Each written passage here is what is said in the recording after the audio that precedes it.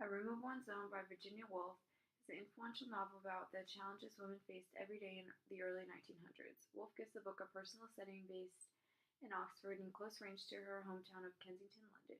She begins her quest to identify women in fiction and the lack thereof at the library in Oxford, which she cannot get into without a man because she is a woman.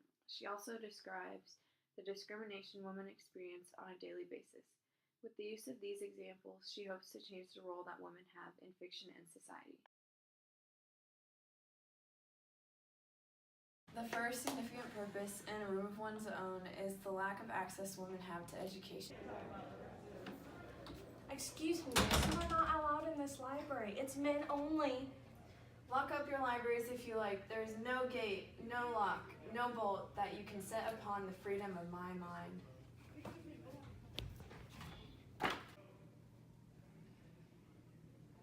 The second significant purpose that Virginia Woolf illustrates is the lack of equality in women throughout history. One quote that she uses to demonstrate this purpose is, "Why did men drink wine and women water? Why was one sex so prosperous and the other so poor? What effect has poverty had on fiction? What conditions are necessary for the creation of works of art?" 1,000 questions at once suggested themselves. The last significant purpose we found in A Room of One Owns is discrimination in women in fiction. This is shown in a quote on page 51. "For it needs little skill in psychology to be sure that a highly gifted girl who had tried to use her gift for poetry would have been so thwarted and hindered by other people, so tortured and pulled asunder by her own contrary instincts, that she must have lost her health and sanity to a certain." The rhetorical strategy she uses is simile. An example of this is, "She is like a person striking a match that will not light." The effect of a simile is that it creates a comparison for the reader. Another rhetorical strategy is her long sentences and logos. However, one reads of a witch being ducked, of a woman being possessed by devils, of a wise woman selling herbs, or even of a very remarkable man who had a mother. Then I think we are on the track of a lost novelist, a suppressed poet, of some mutant, inglorious Jane Austen, some Emily Bront who dashed her brains out, or the Moor or mopped and mowed about the highways crazed with the torture that her gift had put her to. Indeed, I would venture to guess that Anon, who wrote so many poems without signing them, was often a woman. The effect of the long sentences and logos in this passage further emphasizes the ideals that Woolf wants to stress. The use of logos gives examples of times women have been criticized for their knowledge. Another rhetorical device she uses is anaphora. One only has to read, to look, to listen, to remember. The effect of anaphora is that it reinstates the point to the reader. Another rhetorical strategy that is shown in this book is ethos. Virginia Woolf demonstrates this through the quote, "All I could do was to offer you an opinion upon one minor point. A woman must have money and a room of her own if she is to write fiction, and that, as you will see, leaves the greatest problem of the true nature of woman and the true nature of fiction unsolved." The effective ethos that is used is to let the reader trust Virginia Woolf and what she's saying. So what are some ways that young women in the community could make a difference? I think one of the most successful programs are like women's mentorship groups, and specifically employing women in like STEM fields or fields dominated by men is important, and working with women who need help with like interviews and like getting their resumes together. I think that's an awesome way to promote women in the community. What are some things you guys have done to spread the message of equality? Well, one thing is joining Feminist Club and being a part of that, so that way you can talk to more people about it and enlist them, I guess, kind of. Just tell them more, make them more educated on what's going on with it.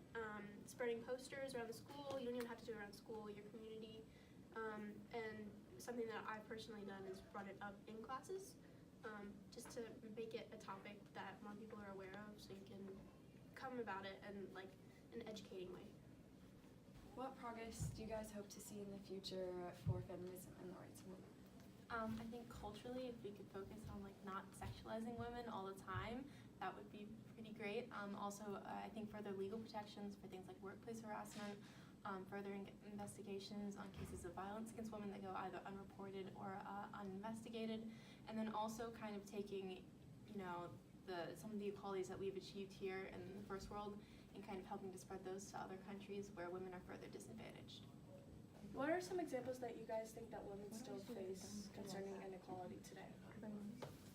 So one of the important topics in the discussion of feminism is intersectionality and examining the way that women are disadvantaged politically, socially, economically, but specifically how women of color and women with disabilities are disadvantaged. They are far more likely to be victims of domestic abuse and to not have leadership roles.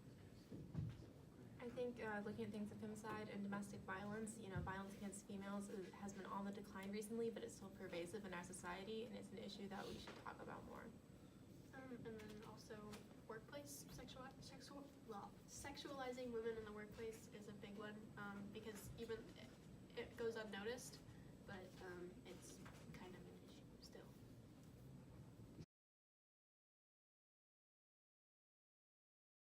In 2015, Catherine Rambo, columnist of the Washington Post, wrote an article about the only 9 jobs in the United States where women make more than men. These are the ones included. This graph is showing the median usual weekly earnings of full-time wage and salary workers by sex, race, and Hispanic or Latino ethnicity, 2012 annual averages. As you can see here, in every race, men make more than women. This is because of the present wage gap we have in our economy. Some say this wage gap will not close till 2058. This next graph shows when the wage gap should close in each state. It will take 144 years before Wyoming women working full-time and year-round make the same as their male counterparts on average, according to an analysis from the Institute for Women's Policy Research. Victoria Woodhull became the first female presidential candidate in May 1872 under the Equal Rights Party. Also known as the People's Party, they supported women's rights, women's suffrage, and ran with the former escaped slave-turned-abolitionist, writer, and speaker Frederick Douglass as her running mate. Jeannette Rankin ran for Montana Congress in 1916. With her strong reputation as a professional lobbyist suffragette for the National American Women's Suffrage Association and speaking campaigns, Rankin won a Montana seat on Congress as a Republican representative, declaring, "I may be the first woman member of Congress, but I won't be the last." Rankin worked to improve welfare, establish an amendment for women's suffrage, and allow women the right to vote. In May of 1919, the Susan Anthony Amendment was proposed, which would allow women the right to vote. 2 weeks later, the 19th Amendment was passed by the U.S. Senate, and in August of 1920, the 19th Amendment was officially ratified. By November 2nd, 1920, women finally received the right to vote, and more than 8 million women across the U.S. voted in elections for the first time. In 1963, the Equal Pay Act ended pay discrimination in the workplace regardless of sex, race, religion, or color. In 1972, the EPA later expanded its coverage to white-collared workers. In 1972, Title IX of the Education Amendments prohibits discrimination of sex in all educational programs that receive federal funding. Under Title IX, schools are legally required to respond and remedy hostile education environments, and if they don't, schools could risk losing its federal funding. In 1973, Roe v. Wade's Supreme Court case allowed women to get an abortion. Jane Roe is a Texas resident who wanted to have an abortion, but the state of Texas had a law that stated a woman can only have an abortion if the mother's health is at stake. The court declared that Roe is protected under the 14th Amendment's right to privacy. In 1981, Sandra Day O'Connor became the first woman on the Supreme Court. While on the Supreme Court, she, in opposition to the Republican call to reverse the Roe v. Wade decision on abortion rights, provided the vote needed to uphold the court's earlier decision. In 1983, Dr. Sally Ride became the first woman in space aboard the Space Shuttle Challenger. As a mission specialist, she helped deploy satellites and worked on other projects. In 1991, lawyer Anita Hill accused Supreme Court Justice Clarence Thomas of rape. Then, in 1992, it became known as the Year of the Women, when record numbers of women were voted into Congress, including 4 in the Senate and 12 in the House. In 2016, Hillary Clinton breaks the glass ceiling, running against Donald Trump in the presidential election.